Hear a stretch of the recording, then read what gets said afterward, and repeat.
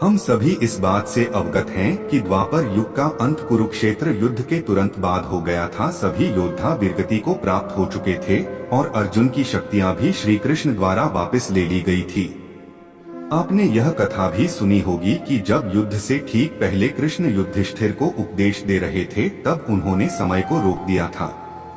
कृष्ण ने जब अपना नश्वर शरीर त्यागा, तब द्वापर युग का अंत हुआ और कलयुग का प्रादुर्भाव हुआ। लेकिन इस युग का अंत कब होगा, इससे जुड़ी सटीक जानकारी शायद ही किसी के पास हो।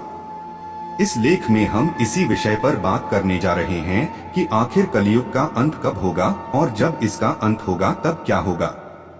कैसे हृदय में माना जाता है परमात्मा का वास। यदि कोई आत्मा परमात्मा के ज्ञान को नहीं जानता तो उसे कैसे फल भोगने पड़ते हैं। अगला लेख, कैसे हृदय में माना जाता है परमात्मा का वास। यदि कोई आत्मा परमात्मा के ज्ञान को नहीं जानता तो उसे कैसे फल भोगने पड़ते हैं। इन सभी के साथ यह प्रश्न भी उठता है कि कलयुग के समापन के बाद आखिर क्या होगा। जिस क्षण कलयुग अपने अंत के नजदीक होगा, उसी क्षण पूरी दुनिया अंधकार की खाई में समा जाएगी। कालातीतता का दौर आएगा और हर आत्मा के लिए यह सोचने का समय रुक जाएगा कि जीवन में उसने क्या सीखा है। यह इस युग का अंत होगा। इसके बाद ही सुरंग रूपी समय में एक नई रोशनी नजर आएगी। समय की शुरुआत फिर से होगी और पुनः सतयुग का मार्ग प्रस्तावना है। हिंदू धर्म के अंतर्गत 4 युगों का उल्लेख मिलता है और हर युग की अपनी एक खासियत है। फिलहाल हम कलयुग में मौजूद हैं और जब यह युग समाप्त होगा तब एक नई शुरुआत होगी। कैसा होगा कलयुग के बाद का हाल, इस रहस्य को स्वयं श्री कृष्ण ने उजागर किया था। आखिर कलयुग का अंत कब होगा और जब इसका अंत होगा तब क्या होगा। वैदिक गणना के अनुसार जब कलयुग अपने चरम पर पहुंच जाएगा तो दुनिया एक और उथल पुथल से गुजरेगी। समय की शुरुआत फिर से होगी और पुनः सतयुग का मार्ग प्रशस्त होगा। हम सभी इस बात से अवगत हैं कि द्वापर युग का अंत कुरुक्षेत्र युद्ध के तुरंत बाद हो गया था। सभी योद्धा वीरगति को प्राप्त हो चुके थे और अर्जुन की शक्तियां भी श्री कृष्ण द्वारा वापस ले ली गई थी।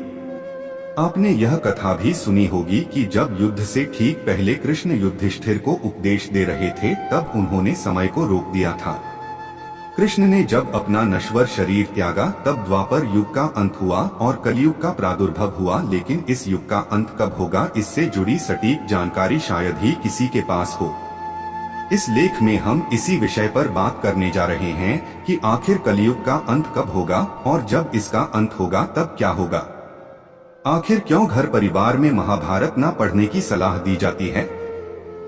क्या यथार्थ से दूर रहकर हालात बेहतर हो सकते हैं। लड्डू गोपाल आए हैं, माखन मिश्री तो लाओ जरा। कर्ण के एकमात्र जीवित पुत्र वृषकेतु से जुड़ा वो रहस्य जो उसके वध के साथ ही पृथ्वी से चला गया। वर्तमान समय में भगवद गीता इतनी महत्वपूर्ण क्यों साबित हो रही है। आखिर ऐसा क्या हुआ था जो दुर्योधन की पत्नी बन गई थी कृष्ण की भक्त। वैदिक गणना के अनुसार जब कलयुग अपने चरम पर पहुंच जाएगा तो दुनिया एक और उथल पुथल से गुजरेगी। जरूरी नहीं कि यह उथल पुथल युद्ध के संदर्भ में ही हो, लेकिन संभवतः जनसंख्या विस्फोट और प्राकृतिक आपदाओं का भी संदर्भ इसमें दिया गया है। एक बार जब यह युग समाप्त हो जाएगा तो दुनिया खुशहाली और मानव चेतना की ऊर्ध्व गति के एक नए युग में कदम रखेगी। प्राचीन ग्रंथों के भीतर इस बात का उल्लेख मिलता है कि कृष्ण ने स्वयं यह बात कही थी कि कलयुग में लोग अपनी जड़ों और मान्यताओं से इतना दूर हो जाएंगे कि उन्हें योग, ध्यान, मंत्र सिखाने की कोशिश करने का कोई मतलब ही नहीं रह जाएगा। उन्हें यह विद्याएं और इनके लाभ समझ ही नहीं आएंगे। श्री कृष्ण के अनुसार जो एकमात्र चीज व्यक्ति के अंत को शांतिपूर्ण और संतुष्टिदायक बना सकेगी, वह उसके भीतर की श्रद्धा और ईश्वर के प्रति उसकी आस्था होगी। यही 2 चीजें या भाव होंगे जो व्यक्ति के अंत समय को मुश्किल नहीं बना पाएंगे। हिंदू धर्म के 2 बड़े ग्रंथ रामायण और महाभारत, जहां एक और रामायण की कहानी दुनिया के साथ इसलिए साझा की गई ताकि उन्हें पता चले कि नैतिक मूल्य, पारिवारिक प्रेम, रिश्ते, अच्छे कर्म, वफादारी, कड़ी मेहनत, ईमानदारी आपको आने वाले हजारों वर्षों तक कैसे जीवित रखी जा सकती है। वहीं दूसरी ओर महाभारत की गाथा को मानव जाति को यह बताने के लिए साझा किया ताकि यह संदेश दिया जा सके कि ईर्ष्या, क्रूरता, विश्वासघात, बुरे कर्म, अनादर, दिल और आत्मा को धोखा देने से व्यक्ति का केवल विनाशकारी अंत ही होगा।